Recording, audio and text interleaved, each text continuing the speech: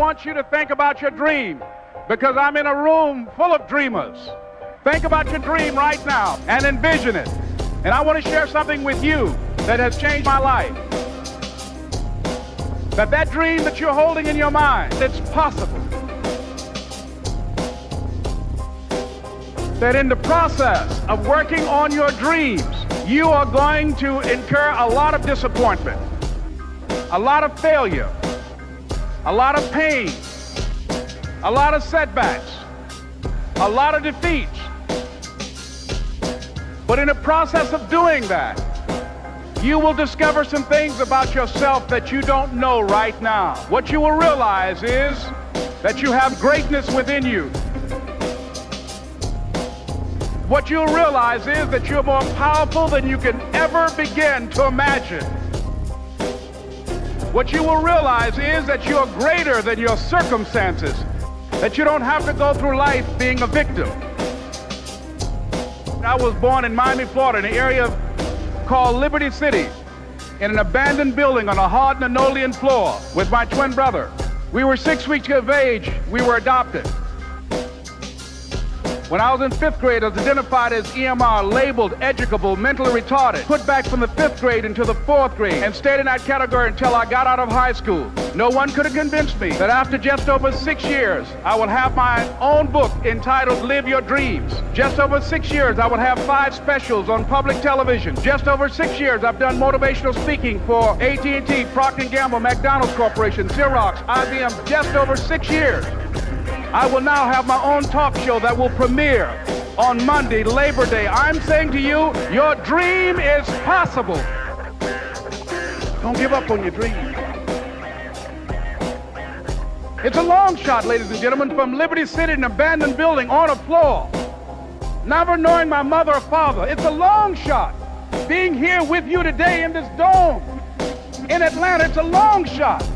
No college training, labeled educable, mentally retarded, but I kept running toward my dream.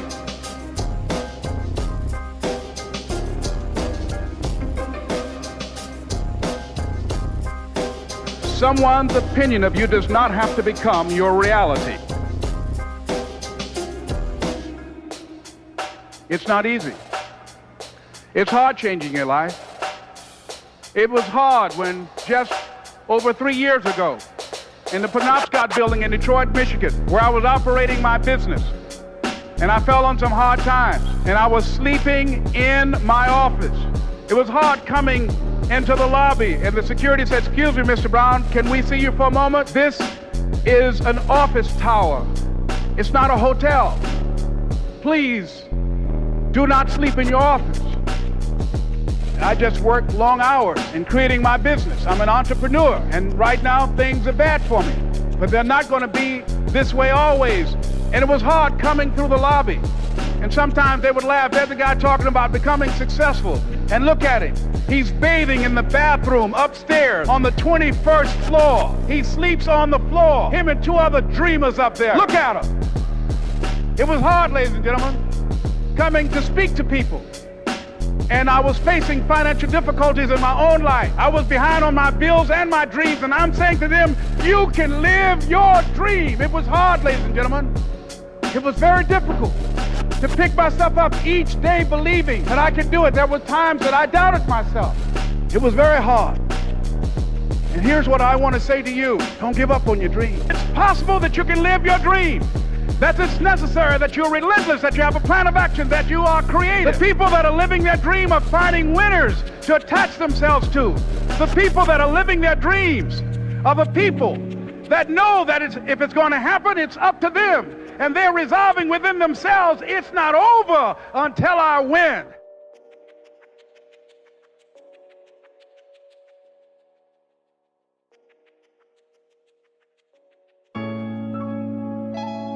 It is not the critic who counts.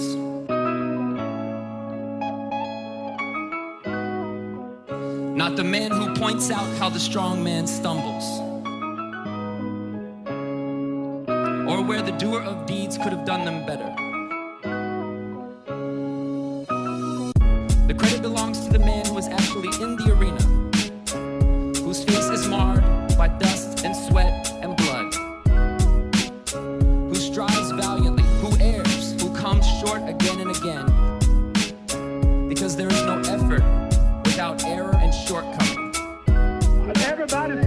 talking now, attention.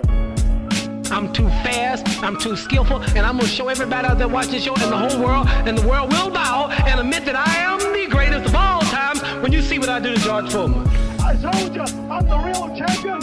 I told you, I'm the champion of the world. All of you know, all of my critics call. You made him a bad George, you made him a hard puncher, but I want everybody from this moment on to recognize me as the scholar of boxing. I don't pay no attention to what they say about me, but I don't really pay no attention to the rules of boxing. I've added pages to the book of boxing. I have this game as such a thing now until boxing promoters can no longer afford my shows. Sometimes the will can outdo the skill. Sometimes a fella's will is stronger than the man who's actually better physically, and the determination and weakens the other man just to see him so determined. The credit belongs to the man who is actually in the arena, who spends himself in a worthy cause, who at the best knows in the end the triumph of high achievement, and who at the worst, if he fails, at least fails while daring greatly, so that his place shall never be with those cold and timid souls who neither know victory nor defeat.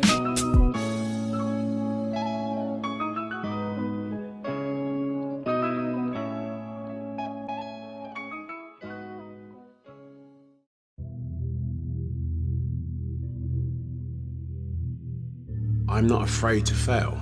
I'm not afraid to fall over, make a mistake. That oftentimes cripples people on the onset of getting into anything. The first time I ever picked up the DJ decks was horrible now, but I'm not afraid of that. I'm not afraid of that feeling. It actually propels me, it works quite the opposite. Like I can do 18, 22 hours a day easily.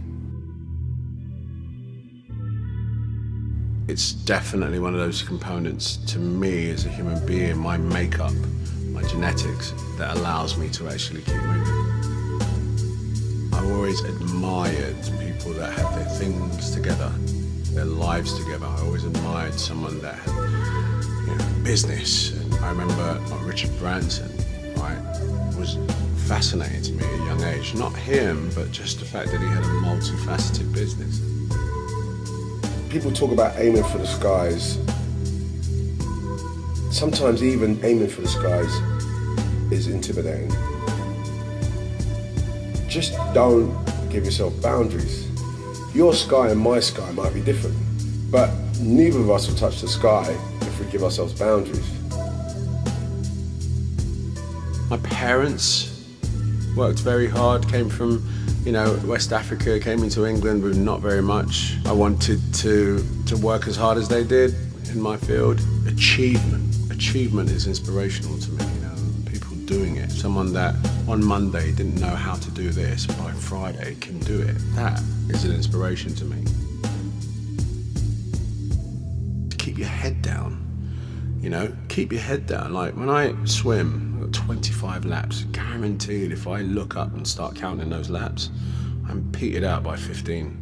If I put my head down and keep working away and work at technique, work at internal rhythm, work at, I hit that length, I don't even know what length I'm on, guarantee you I'll look up and it'll be 20 and 2 more, 3 more to go. And that's a very simple device, but I think people find themselves incrementally checking how far they've got. And that, when you compare it to anybody else or whatever, it's just it's a recipe for disaster. Just keep banging on. Any of it means nothing if I'm not happy about it. My imagination has always kept me going. Just imagine myself collecting awards. Just imagine myself, getting big parts. Imagine myself working with the greatest actors. Yeah, man, I see myself driving that car one day. And I get that, That's part of my inner magic, is that actually, if I can see myself doing it, I could probably do it. Be as clued up as the next man, because that's your petrol, that's your fuel to get you moving. If you don't know where you're going, what your targets are, you're never going to get there, period. Work hard, sleep less.